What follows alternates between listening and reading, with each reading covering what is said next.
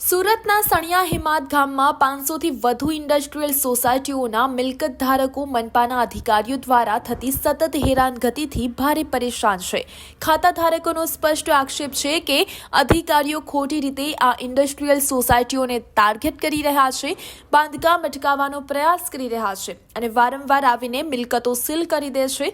સ્થાનિકોનું કહેવું છે કે જ્યારે ગામમાં મોટા પાયે ઇન્ડસ્ટ્રીયલ એકમોનું બાંધકામ થતું ત્યારે કોઈ કાર્યવાહી કરવામાં આવતી નહોતી, પરંતુ હવે નાના એમ્બ્રોઇડરી યુનિટ ધારકો પોતાના એકમો શરૂ કરી રહ્યા છે ત્યારે તેમના પર તવાઈ ઉતારવામાં આવી રહી છે। મિલકત ધારકોના મતે કોટેજ ઇન્ડસ્ટ્રીની મંજૂરી હોવા છતાં અને તે જ પ્રકારે કામ થતું હોવા છતાં અધિકારીઓ ઉદ્યોગકારોને હેરાન કેમ કરી રહ્યા છે તે એક મોટો સવાલ છે।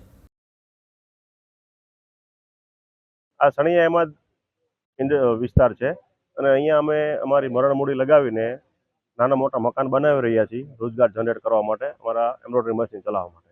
અને સમસ્યા એ છે કે એસએમસીનો વારે ડિસ્ટર્બન્સ આવે છે। આ લોકો અમારે મકાનોમાં સીલ મારે છે, મકાન તોડવાની ધમકી કહે છે, નોટિસ આપે છે અને તોડે પણ છે। આ સમસ્યા છે। જો અહીંયા અત્યારે રિસેન્ટમાં 3 દિવસ પહેલા વૃંદા અને ગિરિરાજ 2 સોસાયટીને સીલ માર્યા છે અને આ સીલનો તમે એન્ટાયર ગણો તો 4 થી 5 હજાર લોકોનો રોજગાર અત્યારે ઠપ થયો છે।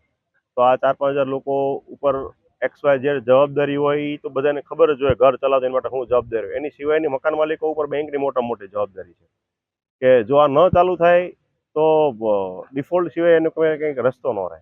કારણ કે થોડા ઘણા પૈસા હોય ને થોડા ઘણી લોન પણ લીધી હોય, અંદર જે મશીનરી છે બધી નવી મશીનરી છે, ગવર્મેન્ટની પ્રોત્સાહન સ્કીમમાં એની પર લોન લીધી હોય તો મશીન બંધ રહે તો હપ્તા નીકળે। સીલ મારવાનું કારણ મોટા એવું છે કે અમુક લોકોએ આરટીઆઈ કરી અને જે કાંઈ એના ધારાધોરણમાં આવતા હોય એ ધારાધોરણ આરટીઆઈ કરી અને તોડપાણી કરવા માટે સીલ માર્યા હોય એવું લાગે છે।